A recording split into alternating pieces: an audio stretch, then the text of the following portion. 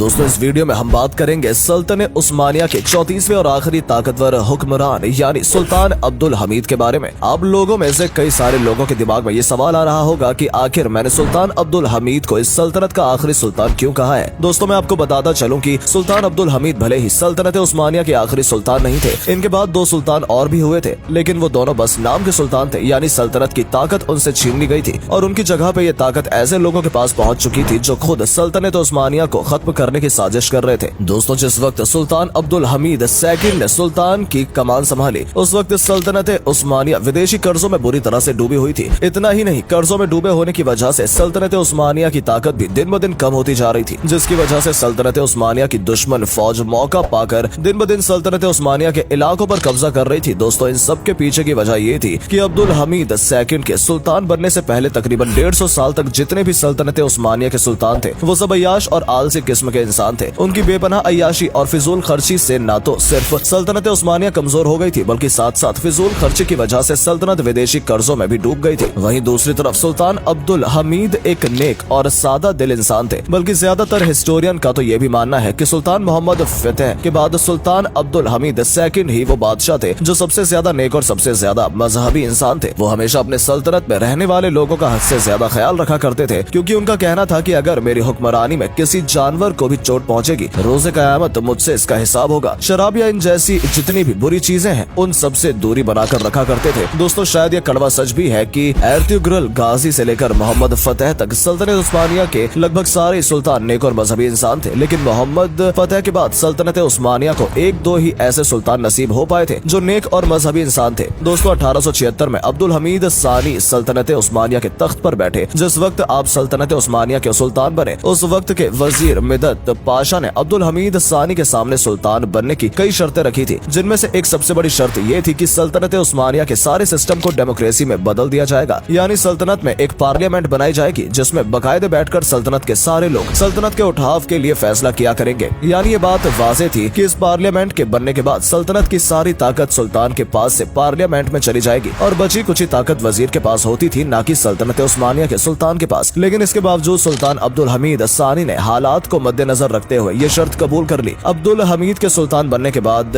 ही पूरी सल्तनत में ये कानून लागू कर दिया गया। सल्तनत में ये कानून लागू हो जाने के बाद सल्तनत के सभी इंसान को बराबरी का हक हासिल हो गया। अब चाहे कोई बेवकूफ हो या अक्लमंद, वो सल्तनत के फैसले में टांग अड़ा सकता था। यहाँ तक कि उस पार्लियामेंट में वो लोग भी अपनी ऊंची ऊंची जगह बनाने में कामयाब हो गए थे जो लोग यूरोप, अमेरिका और फ्रांस जैसे बड़े बड़े देशों से मुतासिर थे। और जाहिर है ये वो सारे देश थे जो उस वक्त सल्तनत उस्मानिया के बहुत बड़े दुश्मन थे। सल्तनत उस्मानिया के ताकतवर दुश्मनों को जब भी उनके द्वारा लिए जाने वाले किसी फैसले को रुकावट या टलवाना होता तो वो आसानी से महल में मौजूद उन लोगों के जरिए से उन फैसलों को रुकवा दिया करते थे जो लोग उन जैसा नजरिया रखते थे या उन लोगों से घुल मिले रहते थे। आसान लफ्जों में हम ये कह सकते हैं कि इस कानून की वजह से तमाम यहूदी चाहे ईसाई ताकतों को सल्तनत उस्मानिया में अपनी जड़ें मजबूत करने का मौका मिल गया था, जिसमें वो शायद कामयाब भी हो गए थे। लेकिन दोस्तों धीरे धीरे सुल्तान अब्दुल हमीद सानी इस खतरे को भांप गए थे। उन्होंने कुछ ही महीने बाद सल्तनत में लगे इस कानून को खत्म कर दिया और वापस से सारे फैसलों की ताकत अपने हाथों में ले ली। सुल्तान अब्दुल हमीद सानी के इस बड़े फैसले के बाद तमाम यूरोपियन बड़ी बड़ी ताकतें इनके खिलाफ हो गई। मिस्र और अरब जैसे देश तो पहले ही सल्तनत उस्मानिया से बगावत करने का मौका खोज रहे थे, लिहाजा मौका मिलते ही उन्होंने बगावत कर दी। इसके अलावा सर्बिया, बल्गारिया जैसे छोटे छोटे ईसाई देश जो कई साल से सल्तनत उस्मानिया के साथ ही जंगों में लड़ा करते थे, तमाम यूरोपियन बड़े देशों के दबाव में खुद सल्तनत उस्मानिया से जंग करने के लिए तैयार हो गए थे। सल्तनत उस्मानिया हर तरफ से मुश्किल में घिर गई थी। ऐसे बुरे वक्त में मौका देखकर 1877 में रूस ने भी सल्तनत उस्मानिया पर हमला कर दिया। रूस की फौज बल्कान के रास्ते में सल्तनत उस्मानिया के अंदर घुसती चली गई। रूस की फौज कुछ ही दिनों में सल्तनत उस्मानिया की फौज को हराकर एकदम से अंदर घुस गई। ऐसा लग रहा था कि कुछ ही दिनों में रूस की फौज सल्तनत उस्मानिया की राजधानी इस्तांबुल पर भी कब्जा कर लेगी, लेकिन फिर अचानक ब्रिटेन में इन दोनों फौज के बीच घुस आई और ब्रिटेन के दबाव में रूस को सल्तनत उस्मानिया से समझौता करना पड़ा। दोस्तों सल्तनत उस्मानिया और रूस के होने वाले समझौते में कुछ ऐसी शर्तें रखी गई थी जिसकी वजह से सल्तनत उस्मानिया एकदम से टूट कर रह गई। समझौता कराने के चक्कर में ब्रिटेन और फ्रांस में सल्तनत उस्मानिया के एक एक हिस्से पर अपना कब्जा कर लिया। इस समझौते की वजह से खुद सल्तनत उस्मानिया को अपने हाथों से बड़ी बड़ी रियासतों को आजाद करना था। दोस्तों क्योंकि समझौते के बाद सल्तनत बहुत कमजोर हो चुकी थी, सल्तनत में रहने वाला हर इंसान थोड़े चाहे ज्यादा विदेशी कर्जों में डूबा हुआ था। उसके अलावा सल्तनत उस्मानिया की वो फौज जो कई सालों से जंग में थी, वो भी अब लड़ते लड़ते थक चुकी थी। उसके अंदर अब वो ताकत या कुवैत नहीं बची थी वो आगे जंग कर सके। सल्तनत उस्मानिया की यह हालत देखकर उस समय की कुछ यहूदी तांजिमों मुजरिमों ने अपना खेल खेलना शुरू कर दिया। कहा जाता है कि उस वक्त सुल्तान अब्दुल हमीद सानी के पास यहूदियों की एक बड़ी ऑर्गेनाइजेशन का एक छोटा सा ग्रुप हाजिर हुआ। उसने सुल्तान अब्दुल हमीद से ये दरख्वास्त की कि आप हमें फिलिस्तीन के इलाके में हमारे धर्म की एक छोटी सी रियासत आबाद करने की इजाजत दे दीजिए, जिसके बदले में हम आपको वो सारा पैसा दे देंगे जो आपके सारे विदेशी कर्जों को उतार सके। और इतना ही नहीं, इसके आगे भी हम आपको कर्जा देना जारी रखेंगे जब तक आपकी सल्तनत मजबूत नहीं हो जाती। लेकिन क्योंकि सुल्तान अब्दुल हमीद कोई लालची या बेवकूफ सुल्तान नहीं थे, बल्कि वो नेक और बड़े ही काबिल सुल्तान थे। वो जानते थे कि अगर मैं ऐसा करूंगा तो आने वाले दिनों में कैसे हालात पैदा हो जाएंगे। लिहाजा इस बुरे वक्त में भी सल्तनत उस्मानिया के सुल्तान ने उन्हें बड़ा जबरदस्त जवाब दिया। उन्होंने उन यहूदियों की पेशकश को ठुकरा दिया और डांटते हुए